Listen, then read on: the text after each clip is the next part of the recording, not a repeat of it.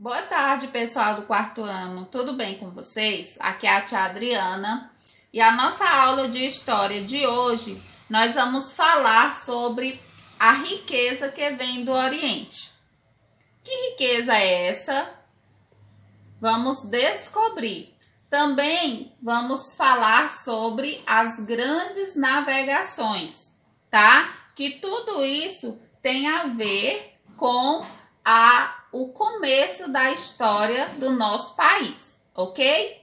Então, no século XV, os europeus eles procuravam novos caminhos para comprar produtos orientais. E entre esses produtos estavam as especiarias tão cobiçadas, tá, pessoal?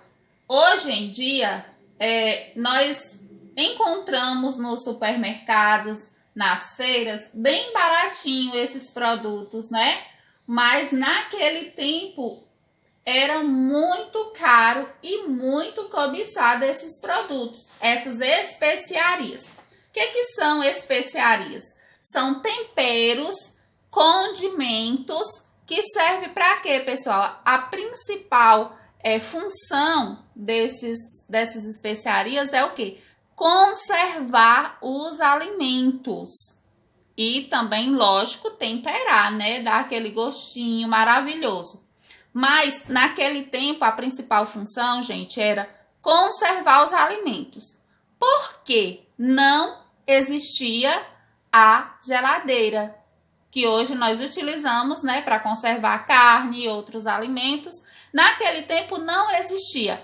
Então, aqui a tia colocou a imagem de algumas dessas especiarias, que é a canela, a pimenta, o cravo, temos também a cânfora, noz moscada, gengibre e também tem o sal, que era muito utilizado na conservação desses alimentos.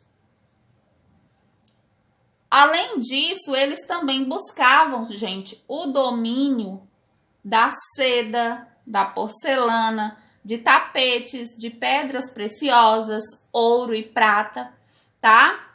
Esses países que queriam comprar esses produtos, principalmente as tão cobiçadas especiarias, eles eram obrigados a recorrer, a ir atrás dos comerciantes italianos, principalmente os de Veneza e de Gênova, que são cidades da Itália, tá? Porque esses comerciantes, eles tinham um monopólio sobre esses produtos, era eles que mandavam e desmandavam, tá, gente? Então, por esse motivo, era que o valor, o preço desses produtos era muito alto. E devido ao fato de serem os únicos com acesso a essas mercadorias orientais, principalmente as da Índia, é que os burgueses da Itália, os comerciantes ricos da Itália, eles tarifavam, ou seja, eles estipulavam um alto valor para essas especiarias, né? Para quem queria comprar, porque eles sabiam que era um produto muito cobiçado pelos outros países. Então, eles aumentavam bastante o preço desses produtos, tá? E, além disso, também o canal de transporte e comunicação dessas mercadorias vinda do Oriente era o Mar Mediterrâneo. Eles traziam, né, nas embarcações pelo Mar Mediterrâneo. E esse espaço, né, esse mar, ele era dominado pela Itália, devido à sua proximidade geográfica, ou seja, a Itália que fica perto do mar, então eles que dominavam lá aquele lugar, tá? Nós temos aqui, para localizar as rotas para as Índias, era o desejo de Portugal e também de outros países. Por quê? Porque eles queriam também lucrar com o comércio com o Oriente, né? Não queriam ter que ter um intervalo para a compra desses produtos. Eles queriam comprar diretamente nas Índias, né? E um outro fator também que contribuiu para essa expansão marítima, ou seja, para as grandes navegações, foi a necessidade dos países europeus de descobrirem e conquistarem novas terras, tá? Portugal, ele foi o primeiro país a iniciar o projeto das grandes navegações do século XV e XVI. O rei de Portugal, ele contratou homens para para comandar essas grandes navegações. E os principais deles eram Pedro Álvares Cabral, Vasco da Gama e também Cristóvão Colombo, tá?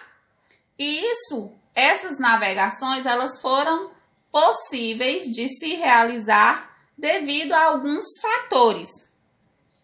Entre eles está a localização geográfica de Portugal, né, que fica próximo ao mar, o Oceano Atlântico.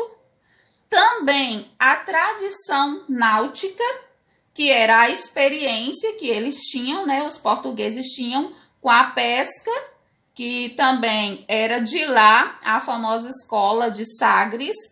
Nessa escola, eles estudavam sobre a náutica, né, que era um centro para esses estudos. E também os portugueses contaram com um forte apoio da Igreja Católica.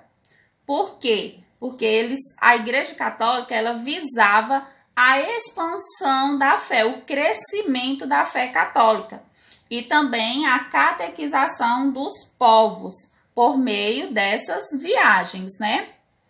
E por último, a formação, gente, precoce do Estado português na frente dos outros países possibilitou uma maior estruturação e também uma organização do país para esse processo das grandes navegações.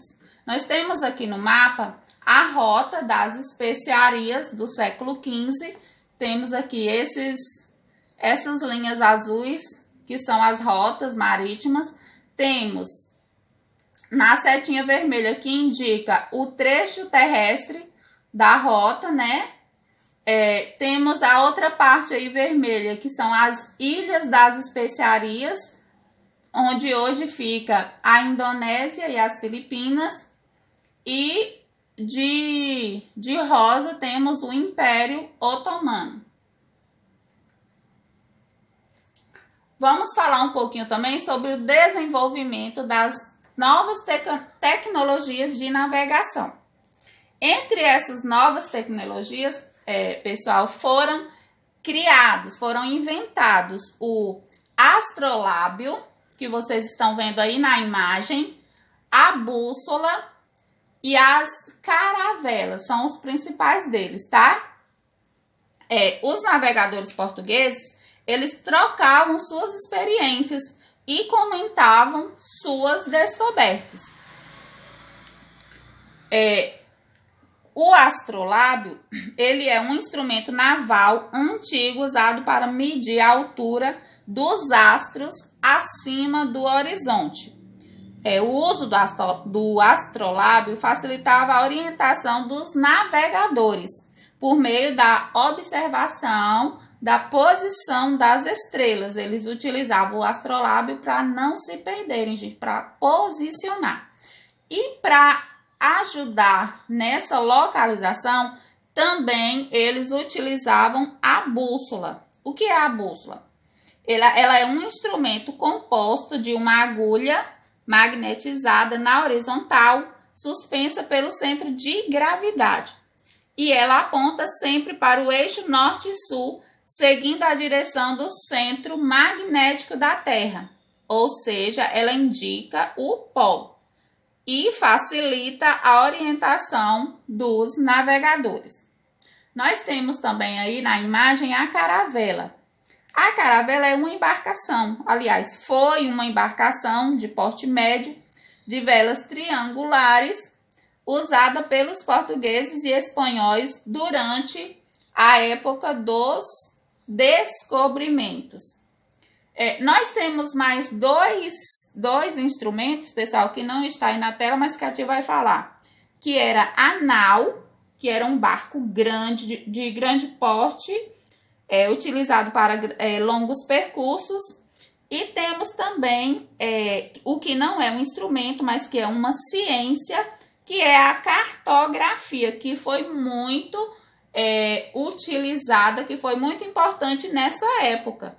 O que é a cartografia? É uma ciência que trata da concepção, produção e utilização dos estudos dos mapas. Eles se orientavam também pelos mapas, tá, gente? Nós temos aqui um outro mapa, uma outra imagem, que está mostrando que a longa viagem, o percurso completo de Cabral.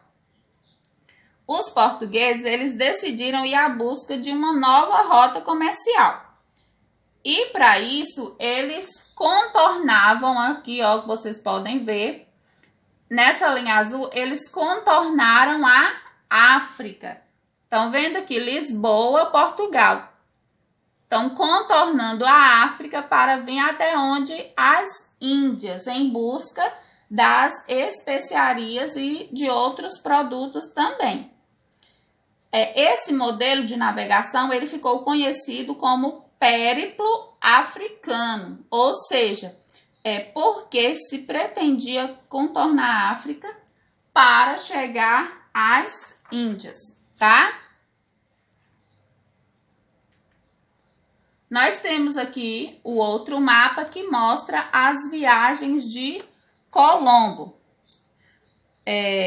Colombo, pessoal, ele diz, depois de contratado, ele começou a fazer suas viagens e ele disse à corte espanhola, que foi quem primeiro contratou ele disse que a terra era redonda e que ele conseguiria chegar às Índias indo do Ocidente para o Oriente.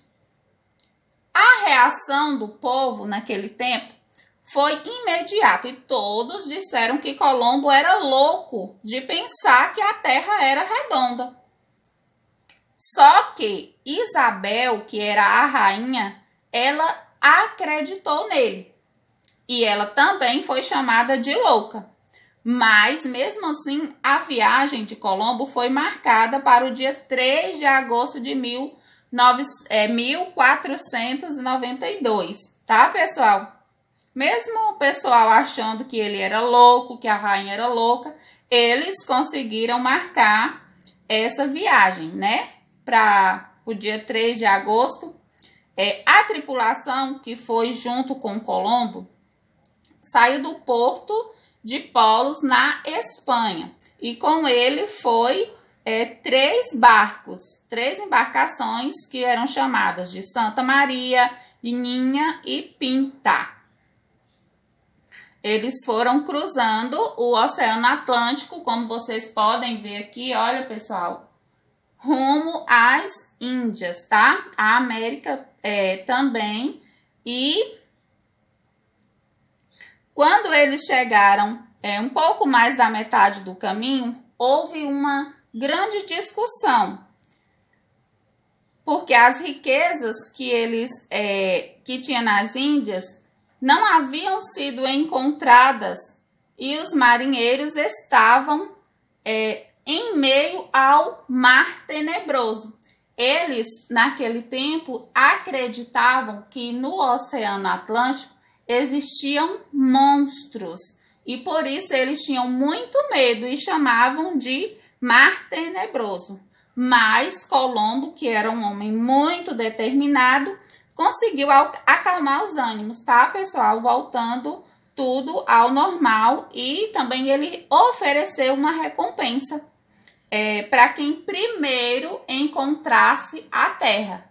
E como ele não conseguiu ir às Índias, ele conseguiu chegar aonde, pessoal? Na América, que nós temos a lista vermelha, que foi a primeira imagem, a primeira viagem de Colombo. Temos a lista verde, que foi a segunda viagem.